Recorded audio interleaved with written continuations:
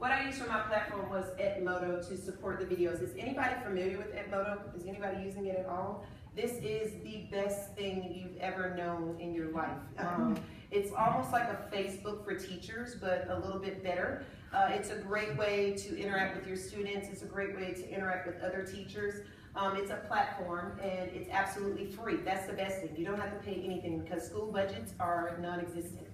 So this is a great resource for you to use. It can be aligned with Common Core if you're on American curriculum and using Common Core state standards. It can be aligned with anything pretty much. So it's a great thing if you ever need something, check it out. You can communicate, you can connect your whole entire school, connect with teachers. It's a one-stop shop for everything. Your students can connect with each other, you can link classes. Microsoft 360 is also on here and it's free. So students can work on live documents and everything using Edmodo. So it's a wonderful tool to use in your classroom. So pretty much what we did was this. I posted all the videos on Edmodo. The library is unlimited, so you have as much storage as you need to store videos, files, everything that you need. There's no 35 megabytes and that's it. It's unlimited to store whatever you need on the library. And then with that, other options that you'll be able to use, I created my videos, but if you're not as inventive or you don't have the time or you just don't want to be bothered, other resources you can use are TeacherTube, YouTube, and Khan Academy. And you know, YouTube has an actual teacher section with tons of videos on them, so don't think it's all just kitty cats dancing around and things like that. There are wonderful resources for teachers on there too.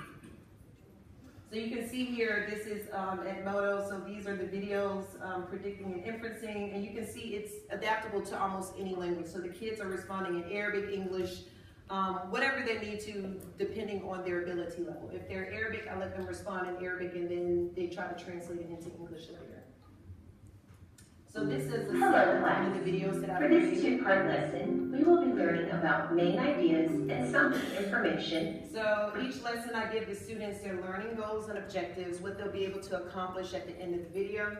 So this one we're going to be working on predicting and inferencing. So they'll be able to identify the main ideas using visual, spoken, and all types of text.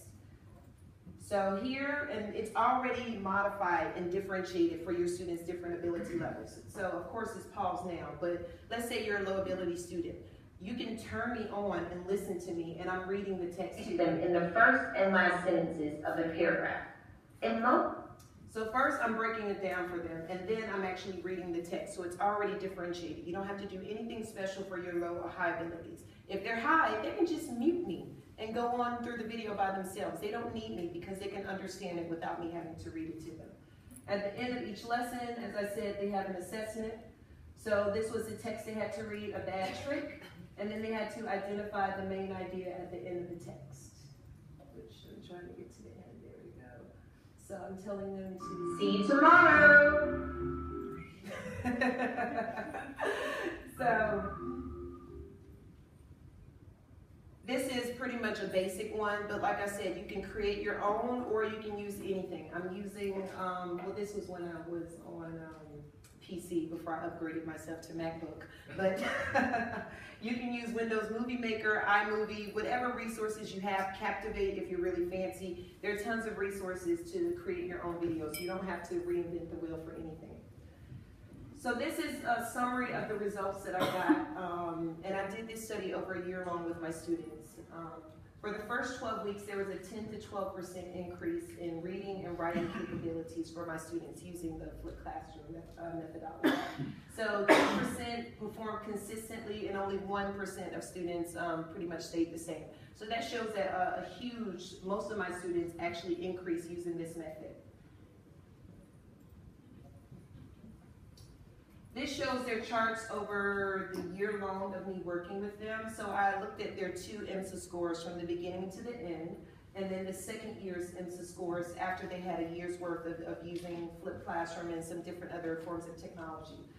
So 60% of students increased on their IMSA score. So this is a standardized exam. 10 to 15% and 30% decrease by 3 to 9%. Now just to explain this a little bit, the biggest reason for the decrease was primarily because most of the students, as far as in Arabic countries, they're used to being taught with rote memorization. So it's the teacher standing in front of the classroom, giving them information as she sees fit, and you memorize it and then you regurgitate it on an exam. This applied more critical thinking skills, and it also required the students to do more independent learning, and that's something they weren't used to. For a lower ability student, it's better for them because they get more support. They have the teacher not just telling them, but they're also doing more self-discovery, more exploration on their own. Versus a normal high ability student that's good at memorizing and regurgitating that, this will be difficult for them because it's more than memorization. It's them actually learning a skill and being able to apply that skill in different contexts. So that was one of the things that was extremely challenging for them, which I noticed. So then that brought in another issue to study about how to reach the more higher ability students in a way where they're not still focused on the rote memorization, but they're learning more independently and they're also more skill focused in their learning. So now it's your turn. And here's some of the apps, as I was discussing earlier, that you can use for Flipped Classroom.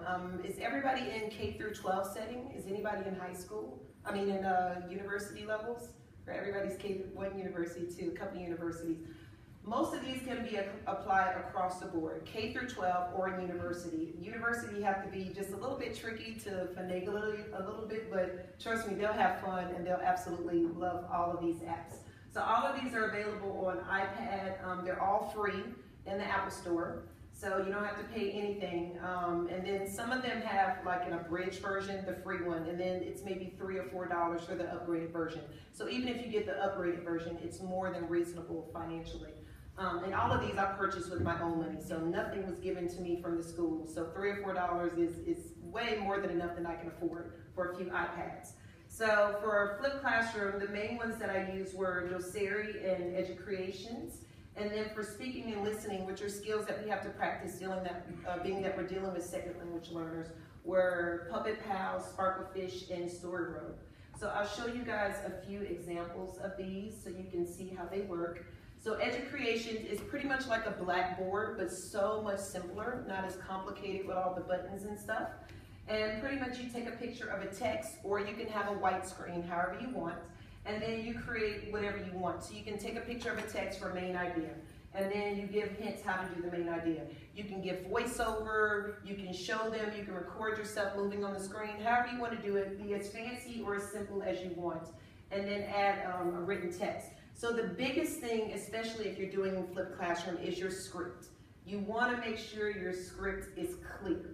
And especially if you're dealing with second language learners. I know I'm talking fast now, but all of you guys speak English, I hope, and understand what I'm saying. But if you're dealing with second language learners, you do have to talk a little bit slower so that they can understand what you're saying and speak very clearly and enunciate. You can't let your accent get in the way.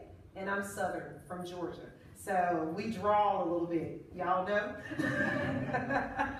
So you have to make sure that you don't let your accent get in the way of you being clear, because the recording, depending on if you're using just your computer or if you have a microphone, sometimes the speech can seem a little bit muffled. So that's one way that you can control it depending on the type of device you're using. And then back to the script, the biggest thing is make sure it's clear. Make sure you make the script for pretty much the lowest of the low, because you don't know who's watching. You may be dealing with a basic level person. You may be dealing with an advanced person. But like I said, it's already differentiated. So if they're advanced, they can just skip you. But if they're low, then they have the opportunity to watch the lesson all the way through, from beginning to end. So I'll show you just one. This is Doceri. So you can have it connected to your iPad or the computer, however you want to project it. So you can see it's like a Blackboard, but it's very simple. So you can have a whiteboard screen, but on this one, I'm going to put the text up so that the students can read the text and identify the main idea. So you can see it's very simple. Put your text up, you're done. You can use any of the tools to write, highlight, copy, paste, zoom in, zoom out, and then you just hit the red button to record when you're ready to start recording. And if you want your voice, you can put your voice there. If you don't, you can just leave it like this so it's silent. So you can see I'm highlighting, I'm giving my student clues to help them find the main idea, and then they can do it on their own.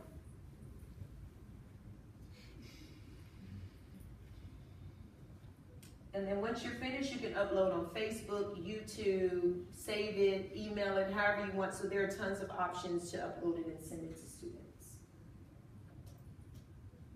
Speaking and listening, like I was saying, Puppet Pals, this is the coolest app ever. I love this app, it's so much fun.